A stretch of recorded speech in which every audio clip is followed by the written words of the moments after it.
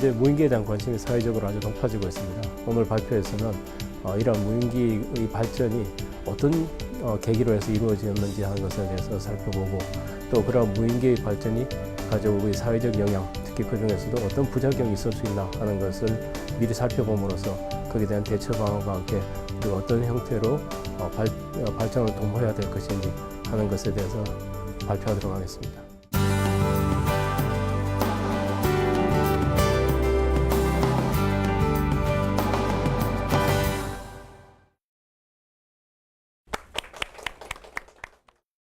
이 무인기를 가지고 뭘 할 것이냐 하게 되면 일반적으로 이제 가만히 공중에 떠 있는 것도 있지만 돌아다니면서 이렇게 사진을 찍는다든지 관측을 한다든지 또 심지어는 군용 같은 경우는 뭐 폭탄을 떨어뜨린다든지 그런 임무들을 수행하게 됩니다. 그럼 내가 어디로 갈 것인지 하는 것에 대해서 이제 먼저 생각을 하겠죠. 그다음에 이제 보면 지금 어디로 갈 것인지 하는 것하고 동시에 내가 어디에 있는지 하는 것을 알아야지 방향을 어떻게 전환할지 하는 것을 나타나게 됩니다. 그럼 우리가 이제 내가 어디에 있는지 where am I 라고 하는 것이 우리가 보통 항법이라고 이야기를 하죠. 그래서 가이던스라고 하는 요소로 이야기하고 그다음 내가 가야 되는 목적지 하고 그다음 현재 내 위치를 비교하게 되면 이제 방향이 나오게 됩니다. 그럼 어느 방향으로 가야 될지 한 것을 판단하게 되고 물론 이제 이러한 것들이 전부 다 기계들이 판단하게 되는 거죠. 그리고 이러한 과정 판단하는 과정을 우리가 유도라고 이야기를 합니다. 그래서 이제 가이던스라고 하고요. 그다음에 내가 어느 방향으로 가게 할 것인지 그건 비행기의 속도를 내가 원하는 방향으로 가게 할 것인지 하는 것은 또 우리가 제어라고 하는 요소. 그래서 우리가 무인기에서 가장 기본적으로 중요한 요소가 이 세 가지 요소입니다. 항법, 그 다음에 유도, 제어. 이 세 가지 요소가 이제 비행적 컴퓨터를 이루는 주 요소가 되는 것이고요. 그 다음에 내가 갈 때 어떤 비행체를 가지고 얼마나 효율적으로 갈 것인지 하는 당연히 이제 이동 수단이 되는 것이 이제 비행기 그 자체가 되는 것이고 우리가 밖으로 보는 이제 비행기 그 자체가 되는 것입니다. 1914년에 스페리라고 하는 사람입니다. 보시면 사진에서 보시면 이제 사람이 한 사람이 이렇게 날개에 타고 있죠. 근데 좀 더 자세히 사진을 보시면 가운데 조종사가 앉아 있는데 조종사가 손을 놓고 있습니다. 이것이 아까 비행기가 1903년에 나오는데 1914년의 일입니다. 그래서 스페리라고 한 사람이 한 것인데 파리 에어쇼입니다. 그래서 지금도 파리 에어쇼는 아주 세계에서 제일 유명한 에어쇼인데 파리 에어쇼에 와서 자기가 만든 비행기를 타는데 이제 2인승입니다. 그러면 비행기를 하는데 처음에 손을 놓고 가죠. 그 전까지는 나는 것만으로도 신기했는데 스페리는 아주 혁명적인 발상을 합니다. 그래서 비행을 하면서 군중이 모여 있는 앞으로 소위 말하는 데모 비행을 하는 거죠. 조종사가 두 손을 다 들고 하니까 사람들이 막 박수를 치는 거죠. 그 다음에는 한 번 더 지나가면서는 한 사람이 나와서 이렇게 가고, 그 다음에 세 번째는 자기마저 나와서 양쪽으로 사람들 없고 조종석에 아무도 앉지 않고 하는 것이 1913년의 기술인데 이 스페리의 아버지가 어떤 사람이냐면 자이로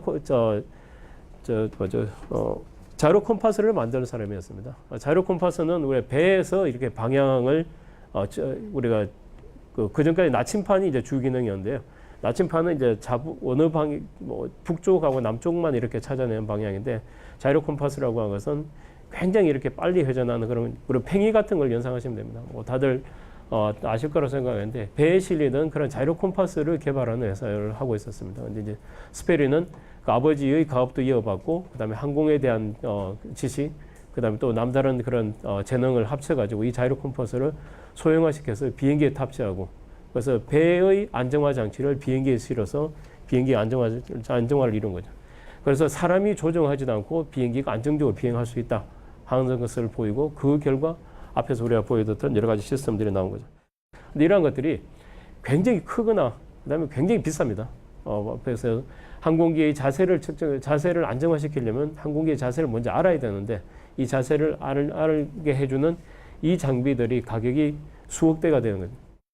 이 시스템이 사용되어서는 아주 대양을 횡단하는 그런 비행기들에서나 쓸 수 있는 그런 도구들이었습니다. 그래서 이제 일반 대중성이 이제 많이 떨어졌었죠.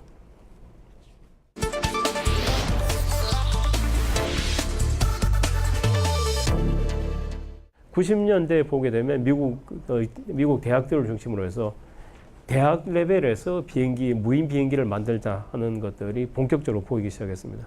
그래서 그 전까지는 아까 말씀드린 것처럼 저희가 비행기를 하지만은 제가 이제 80년대 때 대학을 다녔었는데 비행기를 하지만은 학생이 비행기를 만든다고 하는 것은 상상도 할 수 없는 거죠.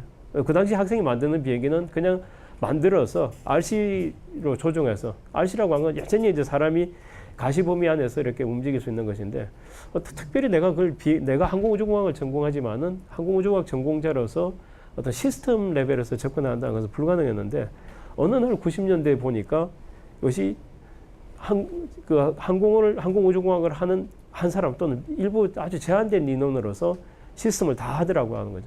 아까 제가 블락 다이어그램 이렇게 비행기를 구성한 요소에 대해서 보여드렸는데 그 구성 요소는 사실은 이 자동 조종 장치만 빼면 그 유인기하고 똑같습니다. 그런데 그 전까지는 비행기 시스템을 한다는 것이 나하고는 전혀 관계없었고 또 내가 하지 못할 거라고 생각했는데 보니까 각 대학생들이 그런 것들을 하는 수준에 이르렀다는 거죠.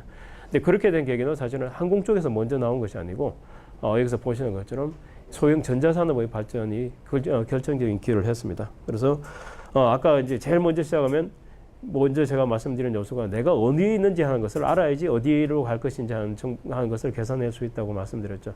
그리고 내가 어디에 있는지 하는 거 우리가 내비게이션, 위성 항법 이런 말들을 많이 들으시죠. 그리고 지금은 GPS라고 해서 통신에서 듣는 위성 항법의 발전이 사실은 굉장히 중요한 기여를 했습니다. 그래서 보시는 것처럼 우리가 알고 있는 것처럼 이 GPS라고 하는 거, 뭐 자동차에서 널리 서 있는 내비게이션 똑같은 기술이 항공에도 쓰입니다. 그래서 이것을 사용함으로써 그 전까지는 굉장히 고가의 자이로, 윙레이저 자이로 같은 것을 사용해서 미국에서 태평양을 건너서 한국에 오면 그러면 벌써 내 위치가 그대로 별 보정하지 않고 오게 되면 수 킬로미터 정도 틀어져 있습니다. 내가 수억 원짜리 자이로를 썼는데도 뭐 수 킬로미터 정도 틀어져 있는데 지금은 GPS를 사용하게 하면 GPS 신호가 계속 잡혀 있는 범위 내에서는 수 미터, 그다음 좀 더 이제 좋은 기술을 하게 되면 뭐 수십 센티미터, 수 센티미터까지 심지어는 그보다 더 적은 레벨까지도 내가 찾아낼 수 있는 거죠. 아주 값싸게. 그래서 이러한 것들이 어떤 혁명을 가져왔고, 그다음 아시는 것처럼 이제 그 전까지는 이 뭐 트랜지스터의 집적도가 굉장히 낮은 데 비해서 이제는 이 마이크로 컨트롤러나 소위 말하는 컴퓨터가 손 안에 들어올 정도의 컴퓨터가 되는 거죠. 그래서 내비게이션과 그 다음에 지능이 있어야 되는데 이 장비들이 내가 1차 굉장히 소형화됐고 그 다음에 가격이 내려갔고 그다음 누구나 개발할 수 있는 다룰 수 있는 그런 환경이 개발되었다는 것이 이제 가장 큰 요소죠. 우리가 모두 가지고 있는 이 휴대폰 지금 거의 뭐 스마트폰 다 가지고 계실 텐데 이 모든 스마트폰에는 사실은 이 여기서 보이는 이런 요소들이 다 들어가 있고 이 요소들이 어떤 과정을 통해서 어떤 목적으로 개발되었는지 하는 것하고는 관계없이 지금 우리가 무인기에서 쓰이는 요소들로서 그대로 활용이 될 수가 있습니다. 그 형태로 보면 우리가 많이 보는 코드 로터입니다. 그래서 로터가 4개 달려 있어서 방송용으로 많이 쓰는 것인데 이름을 폰 로터라고 이렇게 해요. 그래서 전화기를 가지고 이 코드 로터를 제어하는 거죠. 별도의 센서 없이 전화기에 우리가 부착되어 있는 거. 보시면 전화기에 나침판도 있고 GPS도 있고 또 보시면 전화기 우리 보면 기울여 보면 화면 바뀌죠. 그래서 이 전화기가 어느 방향으로 지금 놓여 있다는 것도 자체적으로 스마트폰들은 다 센서에 내장되어 있습니다. 그 스마트폰에서는 비행기가 필요한 모든 센서들이 물론 이제 그 그레이드는 뭐 문제가 있을 수 있습니다만 기본 기능들은 다 들어가 있고 그다음 스마트폰에 들어가 있는 프로세서도 이전하고는 비교할 수 없을 정도의 이런 뭐 한 20, 30년 전에 우리가 책상에서 놓고서는 뭐 수천만 원짜리 이 컴퓨터보다도 오히려 지금 스마트폰의 컴퓨테이션 파워가 더 강력합니다. 계산 능력 가지고 있고 그 다음에 카메라 굉장히 좋은 카메라 달려 있죠. 그래서 말씀드렸던 그 블락 다이어그램의 요소들이 스마트폰 안에는 기본 기능들이 다 내장되어 있으니까 그냥 모터만 달고 모터하고 배터리만 있으면 내가 스마트폰을 가지고 제어할 수 있겠다 하는 것이 이제 그런 컨셉이고 실제로 대학이라든지 또는 일부 회사 같은 경우는 그 기술을 개발을 하고 있습니다. 그래서 지금은 사면 그것이 전용 장비, 전용 이 비행제 컴퓨터가 달려오는데 개인이 가지고 있는 스마트폰에서 프로그램에서 날리고 사진 찍어서 내가 그대로 가지는 거죠. 러시아 에어쇼 고계단 비행 고계단의 비행인데 여기에 이 사람들이 꼬리 날개에다가 에어쇼 장면을 촬영하는데 우리가 지금 많이 보는 고프로라고 하는 비디오 카메라입니다. 고프로가 처음에는 단순히 취미용에서 이렇게 나왔거든요. 근데 그 고프로 카메라를 비행기 한 대에 수백억씩 하는 비행기입니다. 그죠? 그리고 굉장히 급격한 기동을 해서 이전에는 비행기 그러면 모든 것들은 전용이고 무지무지 비싼 장비들이 실려야 된다고 생각하는데 그런 것들을 일반용으로 개발된 비행기 카메라를 붙여가지고 굉장히 멋진 영상을 만드는 거죠. 이거는 미션 이퀴먼트는 거죠.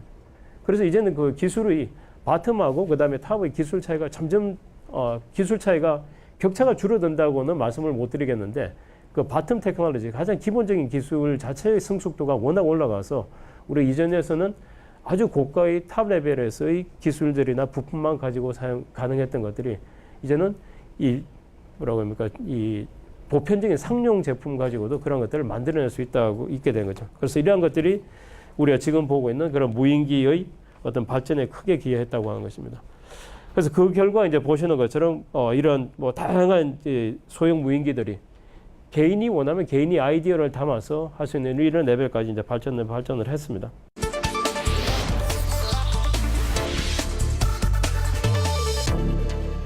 제가 제일 좋아하는 프로그램 중에 하나가 이제 여행 프로그램입니다. 근데 한 2, 3년 전인가 굉장히 이거다 하는 것을 그냥 단순히 여행 프로그램인데 아주 충격적인 게 하나 있었습니다. 그게 이제 제주도 아주 아름다운 풍광을 가지는 제주도인데 제주도에서 이 멸치잡이를 하는 이제 멸치잡이를 하는 배인데 그 전까지는 저는 뭐 이게 제가 낚시하고는 별 관계 없으니까 그냥 배 타고 나가서 운탐지기 이렇게 담궈서 이렇게 잡는 줄 알았어요.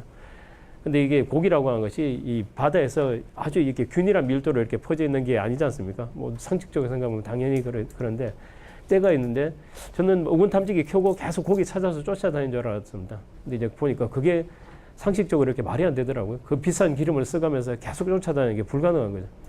근데 옛날 사람들은 그러면 지금은 오군 탐지기도 있고 동력선이라도 있는데 가능한데 옛날 사람은 어떻게 했을까? 근데 옛날 방식을 지금도 그대로 활용한 게 갈매기 떼를 본답니다. 위에서 새 떼를 보면 옛날 로브부터 지금 오군 탐지기가 나오기 전까지 새 떼를 보면 새들이 밑에 고기가 있는 곳에 몰려 있다고 합니다. 그것을 쫓아가는 거죠. 지금은 참치잡이하는 배들이 티피컬한 모습입니다. 큰 배들이 위에 헬리콥터들을 싣고 다닙니다. 그리고 헬리콥터 조종사들이 헬리콥터가 이제 근처에 가서 있을만한 근처에 가는데 이 큰 배가 계속 떼를 쫓아다닐 수는 없는 거죠. 그리고 배는 그렇게 또 빠르지도 않고 하니까 기름 소모도 많고 그러니까 쫓아다니고 아니면 지난번에 뭐 호주 같은 데서는 이제 그 해안가 쪽에다 이렇게 고정으로 배치하기도 하더라고요. 근데 우리는 이제 참치대가 있는 곳이 우리가 워낙 머니까 보통 배가 이렇게 싣고 헬리콥터를 싣고 다니는데 이 유인기가 사실은 운영하기가 일단 크기도 크고 만만치 않은 거죠. 그죠? 그다음에 큰 배만 가능하고 그래서 사람들이 수요를 낸 것이 작은 배에도 내가 이러한 것들을 운영할 수 있었으면 좋겠다 하고 이제 수요가 나옵니다. 그래서 미국 쪽에서 이제 수요가 나오는데 그 결과로 보시는 것처럼 이제 나온 것이 조그만 배에서 유인 비행기가 아니고 작게 실어서 운용할 수 있어야 하는데 비행기는 어떤 문제가 있냐면 일단 올라가면 아무런 문제가 없습니다. 근데 이 비행기가 소모성이 아니면 우리가 항상 이륙하고 착륙하는 과정이라고 하는 게 있겠죠. 근데 이제 뭐 바다니까 륙이란 말은 적절하지 않겠지만 어쨌거나 하여튼 올라가고 내려올 때 회수하는 것, 그죠? 내보내고 회수하는 장치가 제일 큰 문제입니다. 그래서 헬리콥터 같은 경우에는 배에 싣고 다닐 수 있는 거지 수직으로 올라가고 내려올 수 있으니까 내가 원하는 위치에서 뜨고 내릴 수 있는데 그러한 것을 어떻게 구현할 것이냐 하는 것이 이제 아이디어 싸움이 되는 거죠. 그래서 우리가 실제로 배에서 운영하는데 보시는 것처럼 비행기가 한 대 멀리서 돌아오고 있습니다. 근데 이 비행기는 이 날개 끝에 고리가 있고 우리가 잘 보이지는 않습니다만 배가 뭐 기역자 형태로 된 이렇게 마스터가 있는데 마스터에 이렇게 이 줄이 와이어가 있습니다. 그럼 배 날개 제일 끝에 이 고리가 하나 걸려 있어 고리가 하나 튀어나와 있어 가지고 이 비행기가 오면서 저 줄에 날개가 스치게 되면 자동으로 미끄러지면서 끝에 고리에 걸리게 되어 있습니다. 그래서 고리가 결국 줄에 걸려서 이제 끝에 이 배에 대롱대롱하게 밀리게 되면 이 자체는 사람이 들 만큼 이렇게 들 수 있을 만큼 크지 않습니다. 그런데 한번 나가게 되면 몇 시간 동안 이렇게 떠 있을 수 있거든요. 그래서 나갈 때는 발사할 때는 이렇게 공압이나 유압 펌프를 가지고 압축시켜서 굉장히 높은 속도로 이렇게 내보내고 들어올 때는 이렇게 줄에 고리를 걸어서 오는 방식 이런 방식들인데 이것이 아주 뭐 우리가 잘 아는 그런 큰 회사에서 만든 방식이 아니고 몇 사람의 아이디어로 이렇게 구현된 것입니다. 그럼 수요가 있으면 거기다 아이디어가 들어가게 되면 누구나 비행기를 날릴 수 있는 그런 세상이 된 거죠. 그래서 그만큼 기반 기술이 발전했고 그다음에 이러한 것이 또 무인기 생태계에 결정적인 영향을 주는데 적어도 지금까지는 무인기는 아무도 없던 시스템이기 때문에 아이디어에 따라서 굉장히 빠르게 변하는 분야입니다. 그래서 어떻게 보면 대기업이 하기에는 적절하지 않은 속성이 있었던 거죠. 그래서 미국 같은 경우에는 수없이 많은 벤처들이 생겼다 없어지는데 이런 성공적인 기업들이 나오고 기술이 완성되고 올라가게 되면 대기업이 자연스럽게 그 업체에 투자를 하고 인수를 하고 투자를 합니다. 그러면 같이 이렇게 이익을 보는 그런 구조가 되었던 거죠. 그래서 그런 어떤 협력적인 관계가 무인기 발전에, 이건 뭐 산업이 있어야 움직이니까요. 그래서 무인기 발전이 이제 큰 도움이 되었던 것 같습니다.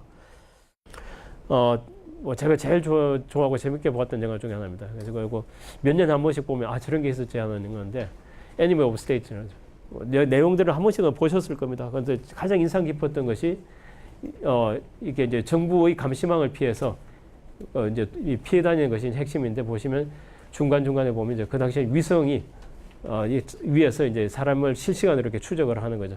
근데 위성을 가지고 실시간으로 추적하는, 이 영화가 나왔을 때는 굉장히 센세이셔널했고, 저런 것이 미래에는 가능하겠다 싶었지만은 그것이 실제로 미래가 언제인지라는 것에 대해서는 사람들이 아무도 답을 못했고, 그다음에 실제로 기술적으로는 이게 인공위성을 가지고 이렇게 하는 것이 가능하냐 하는 것을 많은 사람들이 질문을 했었습니다. 근데 이제 인공위성을 가지고 이렇게 실시간으로 지속적으로 추정하는 것은 불가능하고요. 뭐 짧은 기간은 아주 군사용, 굉장히 비싼 군사용이고 굉장히 이 비용이 많이 드는, 그래서 뭐 내가 한 며칠만 사용할 정도로 이렇게 거의 비행기처럼 이렇게 사용할 수 있는 그런 위성이라면 몰라도 불가능합니다. 그런데 이제 무인기가 되니까 이런 것들이 가능하다는 거죠. 그래서 앞에서 보여드린 것처럼 이제는 내가 더 이상 사람이 평면에서만 있는 것이 아니기 때문에 담이라고 하는 것이 내 사생활을 보호해주는 아무런 도구가 안 되는 거죠. 그러면 인공위성을 가지고 누가 설사 관측을 한다 하더라도 그것이 내 눈에 보이지 않고, 또 비행기가 돌아다닌다 하더라도 이제는 내가 비행기가 돌아다니는 길이라든지 그 다음에 또 횟수나 이런 것들이 제한적이기 때문에 사람들이 자기 프라이버시에 대해서는 그렇게 생각을 안 했습니다. 그런데 이제는 무인기가 보편화되고 누구나 한 집에 자동차 한 대씩 가지고 있듯이, 그리고 모든 사람이 스마트폰 가지고 있듯이 이것이 집 주위에서 떠돌아다닌다고 생각하게 되면 당연히 사회적인 문제가 될 수밖에 없습니다. 지금은 무인기의 수용성이 비교적 높은 이유가 아직까지는 개인들이 그런 것들을 장점만 보지 그렇게 절감하지 못하는데, 이것이 통제되지 않은 상태에서 도심에 돌아다닌다고 했을 때는 이런 문제가 반드시 대두되게 되어 있습니다. 영화에서 나오는 미래의 교통수단입니다. 어떻게 보시면 다 이렇게 하늘에 떠다닐 거라고 하는데, 근데 이러한 것들이 보시면 이 하늘에 떠다니는 것들이 자세히 보면 다 줄을 서서 갑니다. 뭐 플라잉 카라고 하는 것들이라면 내가 가다가 차가 막히면 거기서 공중으로 떠올라와서 내가 막히지 않게 이렇게 간다고 생각하는데, 절대 그런 일이 있을 수 없습니다. 모든 사람들이 그런 차를 가지고 있으면 모두 다 공중으로 떠가려고 할 테고요. 그 사람들이 통제되지 않은 상태에서 마구잡이로 돌아다닌다고 하게 되면 아까 봤던 공중 충돌이 일어나게 되는 거예요. 그래서 내가 공중에서 길이 만들어진다 하더라도 눈에 보이지 않지만은 그 길들이 사실은 통제되는 길들에 의하지 되고, 그런 것들이 이루어져야지 무인기가 우리가 좀 더 보편적으로 넓은 범위에서 이제 활용이 가능하게 됩니다. 사진에서 보면 바퀴하고 그다음에 엔진이 보이는 것은 여객기입니다. 근데 이 사진은 무인기가 찍은 사진입니다. 그래서 무인기가 아프가니스탄에서 있었던 일인데, 무인기가 일상적인 정찰을 하고 있다가 여객기와 무인기가 거의 충돌이, 보시는 것처럼 거의 충돌이 일어나는 상태인데요. 비행기는 다행히, 여객기는 손상이 없었습니다만 이제 무인기 같은 경우는 그 다음에 이제 추락했다고 그렇게 알려져 있습니다. 근데 이런 수준으로 되어 가지고는 우리가 수용할 수 없다는 거죠. 이 수만 마리의 새들이 날아다녀도 이 새들끼리 서로 충돌해서 일부는 그런 일이 있겠습니다만, 아직 우리가 가야 될 점은 저 정도의 신뢰성이 있어야지 본격적으로 받아들일 수 있고, 또 우리가 기술을 개발하는 방향이 바로 이러한 사회적 수용성을 증가시킬 수 있는 이러한 요소 기술들이라고 하는 겁니다.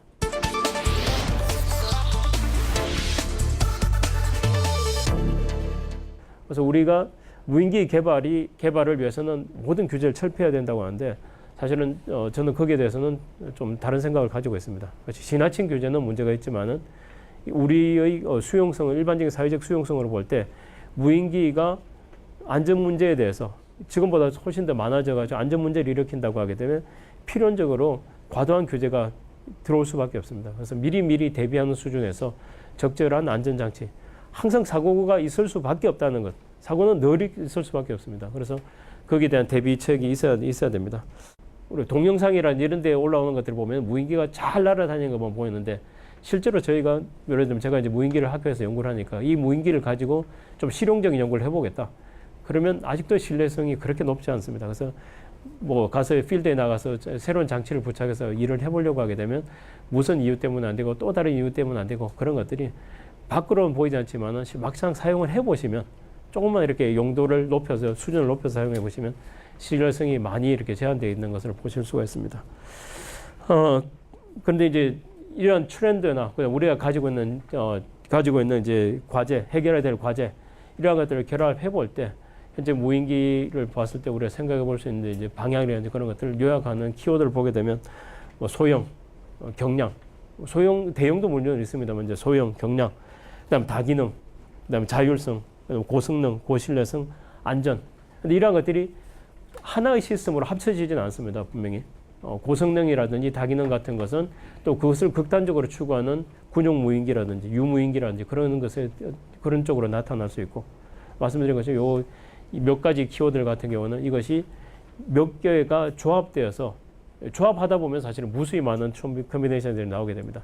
그러한 것들이 하나하나의 별도의 섹터를 연결해서 굉장히 다양한 형태의 개발 주체라든지 또는 개발 컨소시엄의 형태라든지 또 무인기 다양한 형태의 무인기라든지 그러한 것들이 나올 것 같습니다. 그래서 마지막으로 이렇게 무인기가 제가 이제 항공우주공학을 전공하는 입장에서 여기 나와서 이렇게 자리를 하게 됐습니다만 실제로 학교에서 보게 되면 더 이상 항공우주공학을 하는 사람들의 말이 전문용어이 아니고 이제는 주변 산업들이 모두 합쳐서 이렇게 발전할 수 있는 그런 진정한 융합 분야인 것 같습니다. 그래서 그런 관점에서 다양한 사회적 관심이나 지금 이런 자리들이 굉장히 좀 보편화되고 서로 아이디어들을 이렇게 많이 교류할 수 있는 그런 것들이 되면 좋겠고 선진국들의 발전을 보게 되면 바로 그러한 움직임들이 아이디어를 아까 보시는 것처럼 말씀드린 것처럼 래피드 프로토타이핑 할 수 있는 그런 환경들이 많이 이렇게 보편화되게 되면 그런 다양한 형태들이 좀 더 빨리 발전할 수 있을 것 같습니다. 네, 이것으로 제 발표를 마치겠습니다. 감사합니다.